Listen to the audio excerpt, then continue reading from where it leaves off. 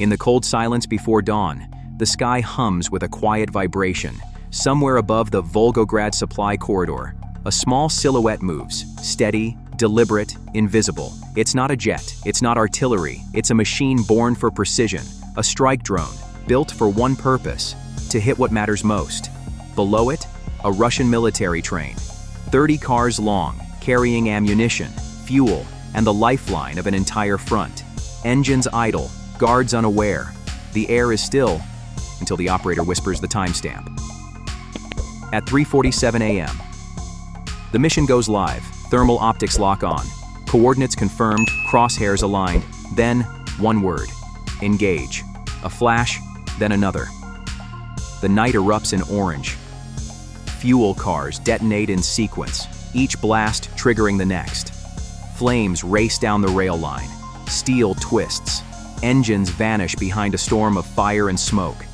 In less than 60 seconds, what once powered the Southern Front becomes molten wreckage on steel tracks. This is war on rails.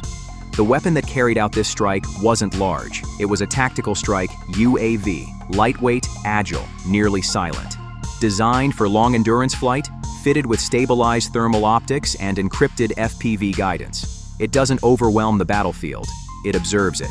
And then, when the data is perfect, it delivers devastation with surgical precision. Its payload: a precision incendiary warhead, compact but built for catastrophic effect. Against fuel convoys, it creates a chain reaction. One ignition point becomes many. Each explosion feeds the next. Each fireball spreading heat, pressure, and chaos across the line. This isn't brute force, it's engineered destruction. From above, the night glows white. Thermal imaging reveals everything: the engines, the tankers, the movement of guards. Even through darkness and smoke, the optics see the truth. Multispectral sensors isolate the heat signatures of fuel loads, guiding the strike to maximum effect. That's the modern advantage: see first, strike cleanly, vanish completely. But precision starts long before launch. For weeks, Ukrainian intelligence tracked this railway. Every departure logged, every pattern recorded.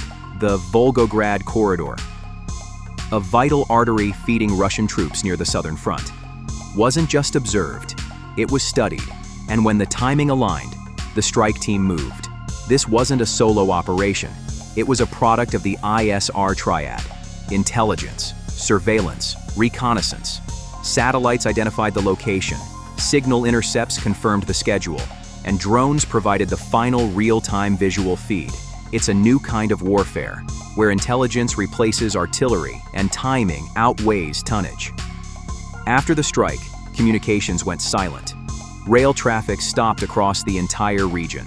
Satellite imagery, captured hours later, revealed melted tracks, destroyed locomotives, and black smoke stretching for miles.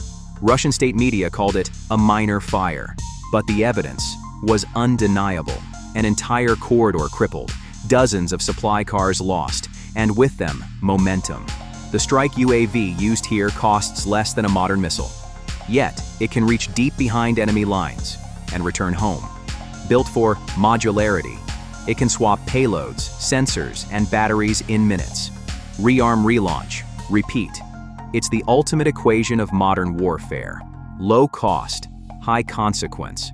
Destroying a train doesn't just burn equipment, it fractures rhythm, it delays troops, it slows war. Every missing fuel tanker means one less vehicle on the move. Every gap in logistics means hesitation at the front. And in modern war, hesitation is defeat. As dawn breaks over Volgograd, the rails are silent, still glowing with heat. Engines lie twisted, wagons reduced to blackened steel. And above it all, a single truth stands clear. No supply line is safe, no distance too far. This is war on rails.